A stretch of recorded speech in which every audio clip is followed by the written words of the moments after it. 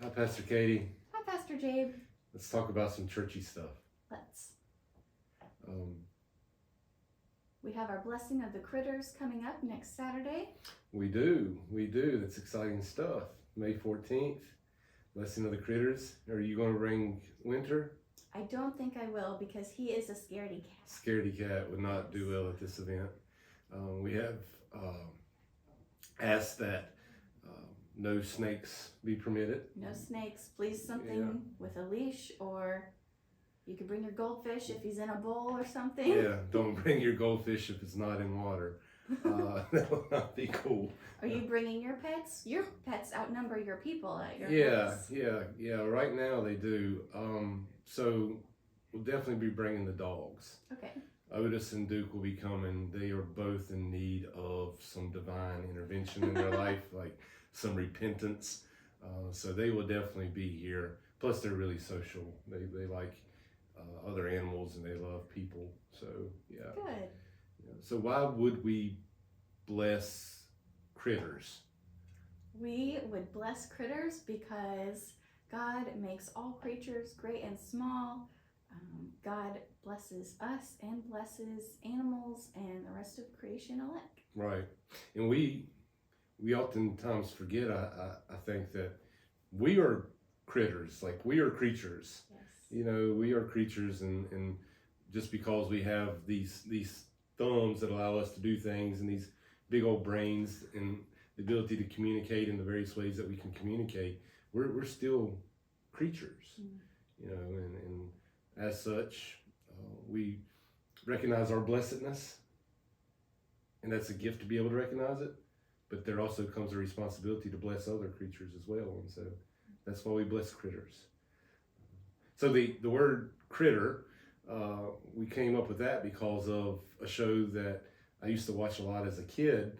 It was in syndication then, was the Beverly Hillbillies, and Ellie Mae Clampett was one of the main characters, and Ellie Mae had lots of critters, and you know, raccoons and possums, and you know, they had a big bloodhound dog, and Ellie Mae just really cared for the critters.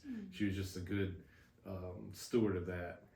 So that makes me think, like, what kind of television shows do you enjoy, or streaming shows now, because streaming is a thing? What do you like to watch? Yeah, one of the shows that I've watched 2 times through is The Good Place, which is about a woman named Eleanor who dies and finds out you either go to the good place or the bad place. Sounds familiar. And she determines that she's been put in the good place by mistake, and the rest of the show just is a fun way of unpacking some theological and ethical questions. That's really cool. Is that the one with Ted Danson in it? Mm-hmm. Okay. I remember Ted Danson from Cheers. Mm-hmm. Yeah, I don't know if you know about Cheers or not. I know of Cheers. Yeah, Cheers is a great example also of hospitality. Like the regulars who come there, they yell their name when they walk in the door of the bar, you know, and it's just a great example of what hospitality should look like. And something we try to do here at Pinehurst United Methodist Church is that level of hospitality. Like, we see you, and it's a place where everyone knows your name. Yeah, we try our best to make sure everybody knows your name. Yeah. Any other shows that catch your attention? Or? Yeah, so one that I'm sure a lot of folks at church have seen maybe 10 or 15 years ago is Lost. Oh, Lost, yeah. I've been watching Lost with my best friend Sarah on Hulu.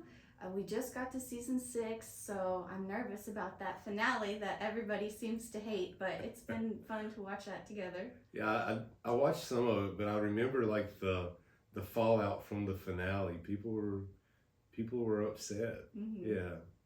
Yeah. Which, I mean, finales have a lot of pressure on them typically to like really deliver, and when there's this crazy twist, you know, people get upset. Yeah, and with a show as crazy as Lost is, just to begin with, they you definitely would have had it. their work cut out for them to make it crazy.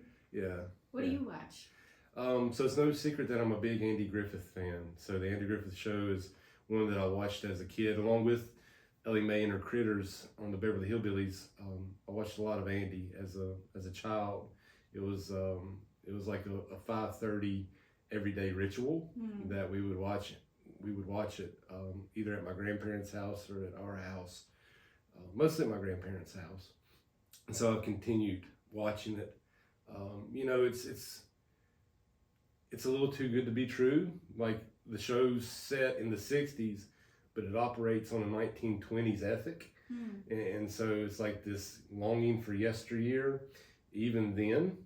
And so now we long for things to be like it was when the Andy show was on, which was the '60s, when really they were operating off of an ethic from 100 years ago, right? And so, so that part of it causes the Andy Griffith show to come into a lot of criticism from folks, but I think all that's baloney. I mean, because at the end of the day, it's a television show, you know, and there are some great little nuggets to be taken from the show, like how to treat other people and things of that nature. But it's also just good comedy. You know, there's good comedy. Don Knotts and the character he plays there, Barney Fife. It's just good comedy, and I appreciate good comedy. Yeah. Classic. Yeah, and I think preachers have to understand good comedy, not so that we can be funny, but the way that good comedy is delivered. Like you can learn a lot about the delivery of a sermon from watching a really good stand-up comedian. You know, the way that they transition, you know, the way that they don't over-explain, you know, and so yeah, I love comedy on many different levels. But and the other show that I watch a lot is definitely not comedy. It's called Anthony Bourdain, Parts Unknown. I don't know if you've ever watched it, but it kind of follows Anthony Bourdain, who was a world-renowned chef. It follows him around as he travels to all these different places in the world, and so it's a lot about food, but it's also a lot about those places. And you know, I think a lot about matters of place, and so to see Anthony Bourdain in all of his brilliance engage these places is just fascinating to me, and I love every bit of it. Especially through the lens of food. Food tells us so much about people's cultures and values and resources and. Yep, absolutely. That's the whole premise of the show, is that, you know, you understand a place in large part by understanding how they treat food. And it's a masterpiece of the show, and he was a brilliant man. And it's really unfortunate that he's gone. He was in France taping, I believe it was France, taping an episode when he took his own life. He took his own life in his hotel room there a few years back, which, you know, brings me to the next thing I'd like for us to talk about, and that's, you know, May is Mental Health Awareness Month, you know, and it's kind of, for whatever reason, a taboo topic in society, and that's heartbreaking, because, you know, mental health is just as important as any other type of health, you know. And you know, I remember when Anthony Bourdain, I remember when he killed himself. It was probably a year after my cousin had done the same, and I just was struck with this realization that throughout my entire life, I'd never once heard the word suicide mentioned in the sanctuary. And why is that? Because all of us at some point in time in life will have to cope with somebody committing suicide. And if the church is a relevant place for people, real life, right? Then why is it something that we're talking about? You know, why do we avoid all mention of it? Yeah, I think there's a definite stigma that's been lessened in the secular world, but still in churches and religious spaces where people think, oh, if you have faith, then nothing should be wrong, or you shouldn't need therapy or medication if you have Jesus. But Yeah. I love therapy, and I know several people who benefit from medication. Yeah. We've discussed having low mental health days, especially in the wintertime. Yeah. It's not something that faith just cures. Yeah. And it's okay for us to talk about that. Yeah. Yeah. I've long dealt with winter. Like winter, it brings me down, and I've gotten better with it, especially this past winter was actually great, and a lot of that is just an awareness and of the fact that it is happening to me, and B, I'm not ashamed to say it, and C, having conversation partners to just be honest and vulnerable with, like, I don't feel right now. But the other thing that I want to point out that, I also realized with the Anthony Bourdain situation and with my cousin is that raising awareness about it's one thing, but expecting the person who's really struggling with their mental health to be able to like help themselves or even to reach out, that's not going to happen, seldom if ever, and I think that those of us who are not struggling have an even greater responsibility to keep an eye out for the people we love and not be afraid to say, hey, how are you? Absolutely. How are you? Actually, another show that I watch on streaming, I'm not going to say the name of it because people will judge me, but yeah, it's very violent. It's very violent. And so one of the characters in one of the episodes, I remember making a note on my phone because she just asked this other character, how are you? And the way that they captured that moment with the cinematography, it was just moving. It was like, we need more of that. I know, again, that's a production, but that honest, just 3 words, I think that can go a long way in holding each other up as we do, our best to make our way through life as humans, But there's all different types of mental health matters that I don't think the church should shy away from.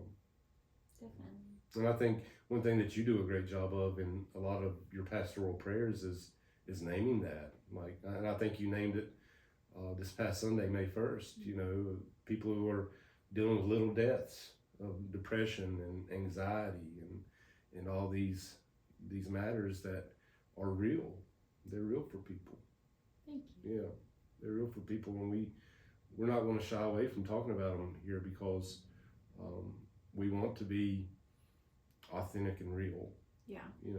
You also just model very well the realness of, we need to talk about it, and that's good.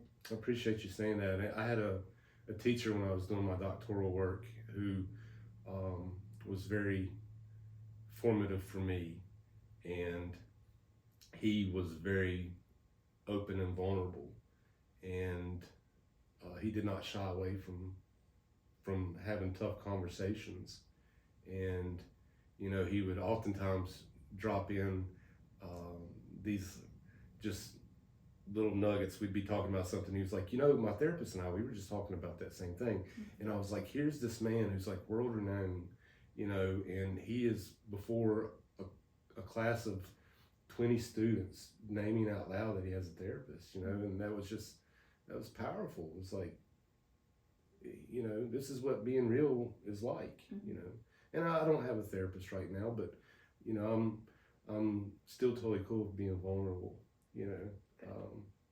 but yeah, I appreciate him and his example that we can be real, and you can still learn from me. That's what he showed, and very appreciative of that. Yeah. What a good example. Yep. Well, anything else you want to say? I don't think so.